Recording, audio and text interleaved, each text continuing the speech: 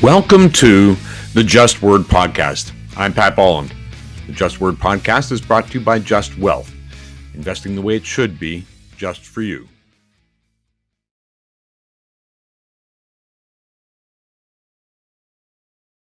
Justin, great to chat again. Great to see you, Pat. How you doing? Good. Justin, full disclosure, Justin is my next door neighbor. He has a cottage beside our family beach, and he's become a new dad. How's that going? Well, yes, thank you very much. I have a 3-month-old. Literally, I think yesterday or the day before. His name's Otis. He's really cute. He's kind of chunky, but it only makes him more cuter. And I'll make new parents jealous because we had our first ever 12-hour sleep through the night last night. So I feel super refreshed and happy to be here. Oh, great. Well, congratulations on the night through.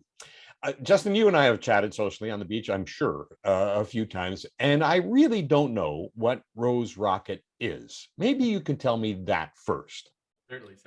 So Rose Rocket is a TMS, which stands for Transportation Management Software. But what does that mean to the average person? What it is a piece of software that runs everything inside a transportation company, whether that be a trucking company or a brokerage or a 3PL, or all the names you've now heard of because of Amazon.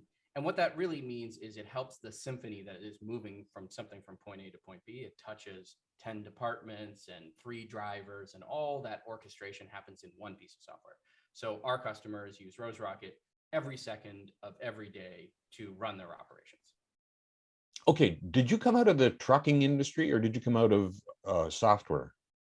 So my origin story, and I'll probably actually loop in both of my co-founders, Alex and another Justin, oddly enough, so JB.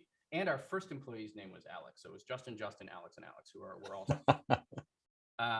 So Alex and I, we did a startup, so a software startup back in 2009, right after college.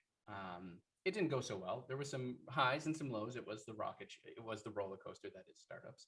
And then an advisor to that company, his name was Mike, introduced me to JB, or the other Justin, in 2012. And Justin had spent a large portion of his career up until that point in transportation. So he was not a software guy, he was the transportation guy. And he taught us, Alex and I, everything we knew at that time about transportation. And so we kind of came together, and he saw a gap in the market. And we created a company called FreightNex, FRANEX. We thought we were so cool. It was like a license plate. The hard thing is when you're using a online company, people need to know how to spell your .com, and so no one could ever go to our website. So it was a really silly lesson there. And so we worked on FreightNex for a couple of years, ultimately on the demand side of the market, not the supply side, the transportations and the trucking companies. They worked on the shipper side, and we saw some real interesting growth and challenges there. But we really thought that the bigger opportunity was helping the trucking companies, helping the logistics providers. And so in 2015, we started Rose Rocket, became co-founders together, and then shortly after that got into Y Combinator, and then rest is history, if you will. Oh, and the name, obviously, FreightX didn't work. Rose Rocket, where did that come from? The short answer is $9.99 on GoDaddy, but the longer answer is we were sitting together with my first boss, and I'd love to talk about this story actually, because my first boss fired me. I worked at a design agency after college before Spence, and he's still a close mentor and friend to me this day. He was actually the MC of my wedding, and he helped us do the brand guideline of Rose Rocket before we even knew what Rose Rocket was ever going to be. So we sat down and we were talking about what we thought we wanted in working in trucking, and it was JB and I. We were sitting at the DMZ, the Ryerson DMZ, little shout out there, at Yonge and Dundas in Toronto, and we were sitting with Joe, and we were trying to talk about our experiences at FreightNex, and a couple things came through, a couple themes. Number one, 63% of all users on FreightNex were female, and when you look at the transportation space, it's a very sort of hard-edged, masculine-sounding names, like trucks with an X and all silly sorts of things, and we felt that there was not enough respect being paid to the other side, to both genders. And then additionally, we wanted to go much faster. So it was kind of a slog, FreightNex, like slow and slow. So what we thought about was we were like thinking old timey and strong, sort of post-war, everyone going. And so we thought of like those old school 60s rockets that were sort of pastel and cartoon like. And so that's kind of where Rocket came from. And then we were also talking about the inspiration for my entrepreneurship. I felt like I was a born entrepreneur, and I think you can be born or bred. I think that can be either dichotomy. But for me specifically, I felt I was more of the born because there's some entrepreneurship in my past. And one inspiration is my grandma, who sort of really truly bootstrap story, came from nothing, was an au pair, then learned how to cut hair, and eventually owned a building on Eglinton, Bathurst and Eglinton. And so her name was Ruby, but we couldn't get rubyrocket.com, and it didn't sound as right. So we kind of added some homage and packaged it all together. Joe came up with Rose, and then again, of course, the punchline is we got it for $9.99. So Wow. ruby.com. Okay. So then logistics and trucking, though, have been around for a long time. Why hasn't what changed? Why hasn't somebody stepped into this space before? Was it the introduction of RFID, for instance, or the ability to track, or what? That's a great and yes, definitely the ELD mandate in 2018 in the United States definitely helped us. But yeah, we have some customers. What's the ELD mandate?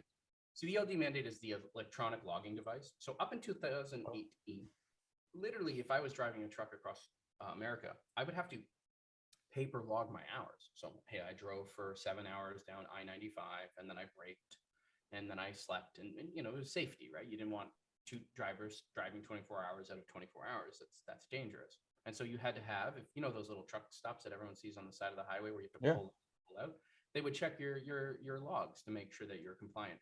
And so up until 2018, you could do it by paper, like pen and paper. And obviously, there's a little bit, that's probably not the most advanced system in the world. And so there was a mandate to switch to electronic logging devices. And I think that was the first major shift in our industry where people are like, oh, there is even more value and power in software than, oh, now that I know where the truck is, I can log it, I can see how fast it's going, I can see its fuel consumption, and I can literally see where it is in the world by GPS. Oh, okay. Then you also have free and paid for services. Why offer both? Is that a marketing thing? Oh, actually, sorry, I didn't actually answer your previous question. So I'll come to the freemium model for a second. But why hasn't you asked, and I apologize for not answering. You asked why have we not seen sort of advanced software make it into this? And ELD mandate is just one little slice. We have some customers who've been around for 100 years, and so why have we just started to see the march towards advanced software and automation in trucking? Well, trucking was regulated until 1980. The Freight Motor Carrier Act came out. And so you saw deregulation, you see an explosion of companies and free market doing what it does best. And you saw some software starting in the 80s and 90s that sort of followed that trend, but we're very on premise. You get a CD, you go into your closet, you install it on a server. And trucking is a very complex and nuanced industry. It's like nothing I've ever experienced before. And so you have these really mature and have every feature and every little box and every check mark that it needs that have been developing over 40 years. And so the impetus for a new entrant like ourselves to come in, we're going up against 40-year-old titans, if you will. Additionally, you had because of the deregulation, you had a demographic that was pretty much close to retirement around 2008. And then, of course, the financial crash in 2008 probably set their retirement plans back a few years. And then you saw them starting to retire. So you saw a demographic shift happen in the back half of the teens.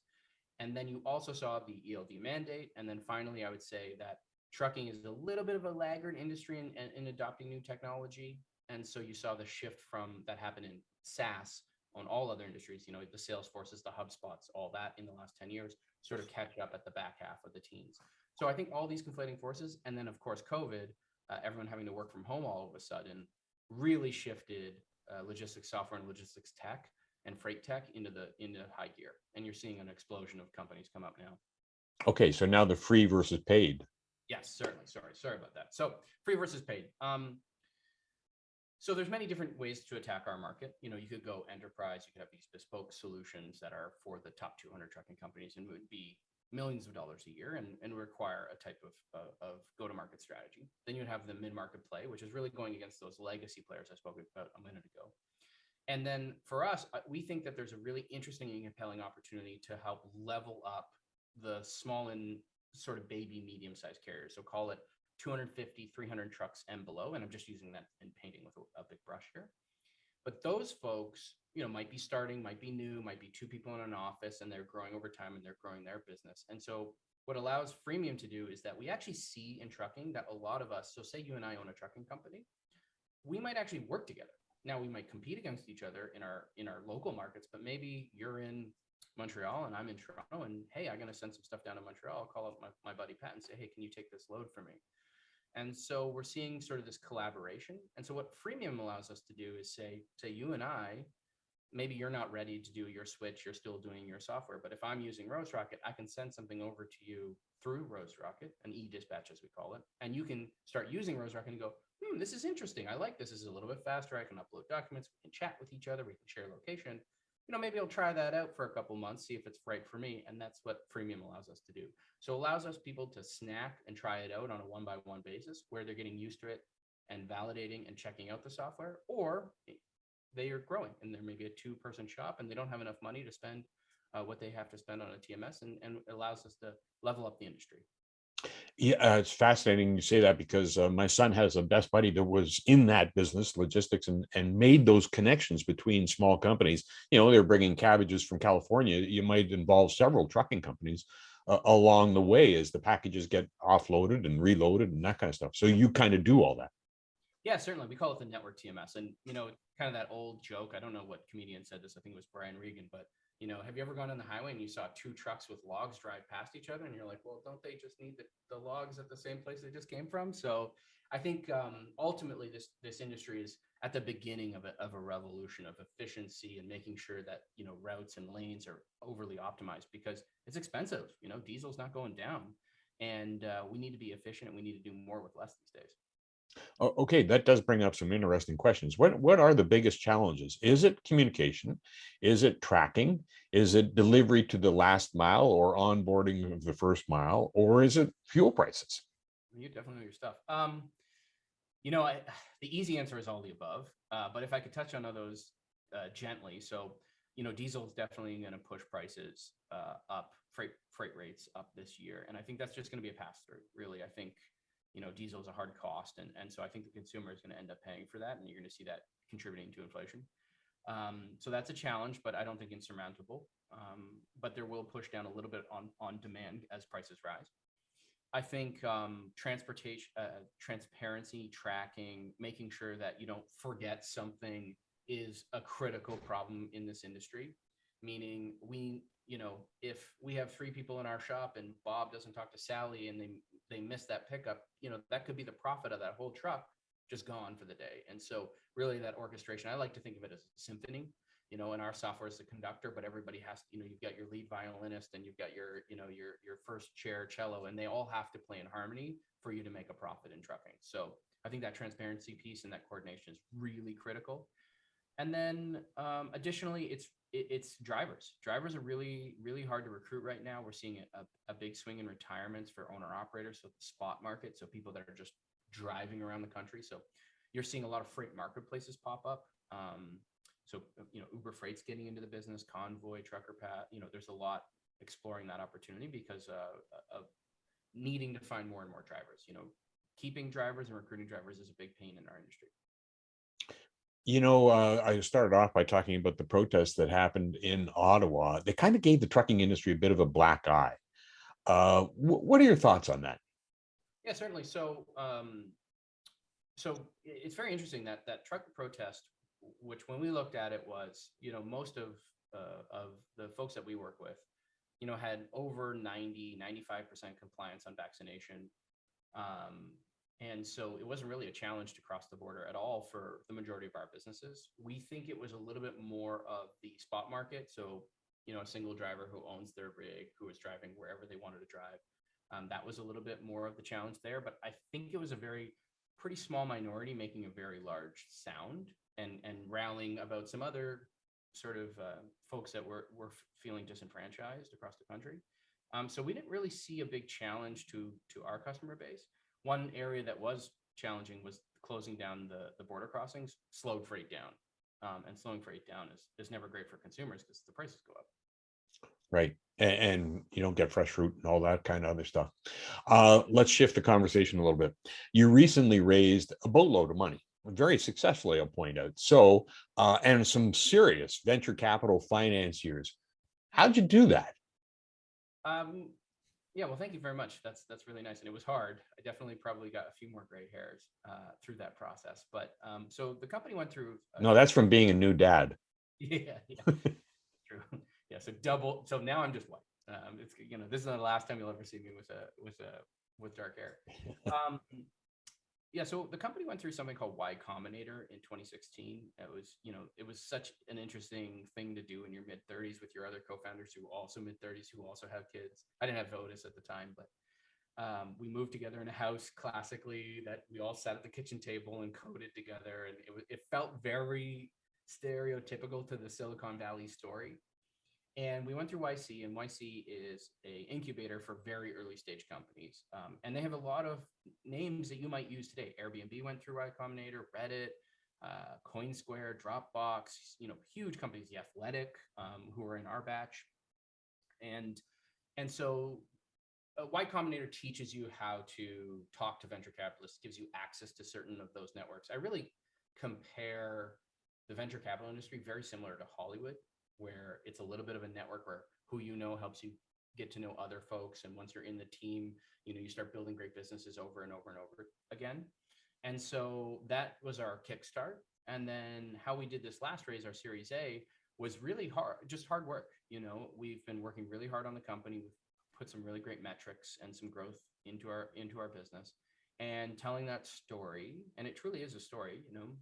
People want to hear where you're going, what the vision is, how the company attracts, what's great about it, what are your warts, and then getting to know those investors, and making sure that you have the right partners at the table, because there are some horror stories where you bring on the wrong venture capital and they sort of point you in the wrong direction, and then it blows up.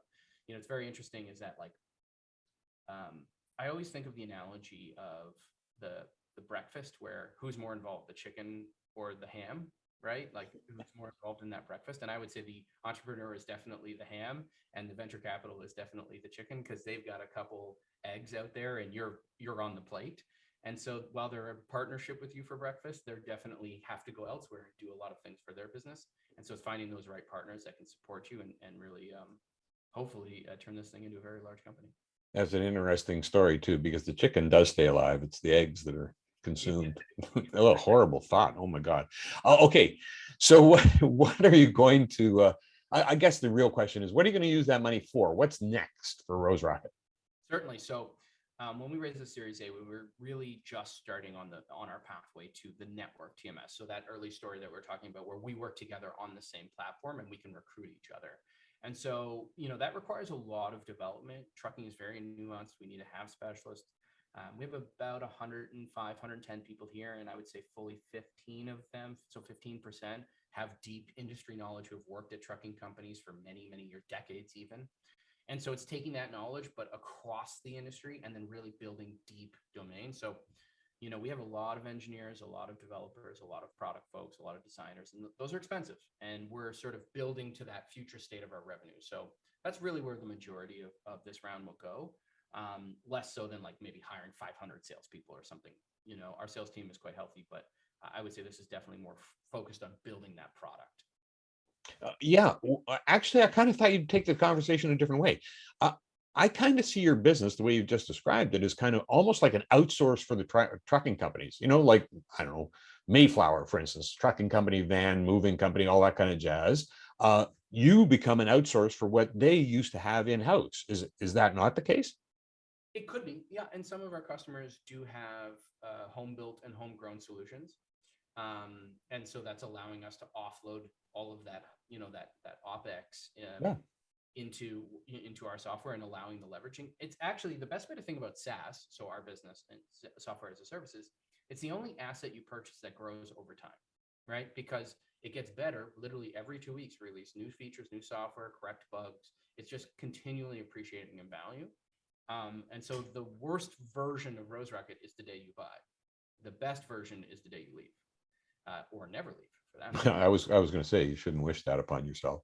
Exactly. Or you retire, sure, right? You sell off. And so, we'll continually do that. And I think the great thing of the revolution of SaaS is that it allows for high efficiency in our business and then unlock for theirs. So do we need 500 sales folks? Not really. We can do a higher efficiency approach, especially with that network TMS where our leads are coming in from our customers as well. And there's value there. It's a value sharing where if you and I work better together, that's great, because then we're making more money, or we're having better profit, or we're having better efficiency. And yet then Rose Rocket now has 2 customers instead of 1. Wow, great future. Great to chat, Justin. Thank you. Justin Sky, Chief Executive Officer at Rose Rocket. See you on the beach, buddy.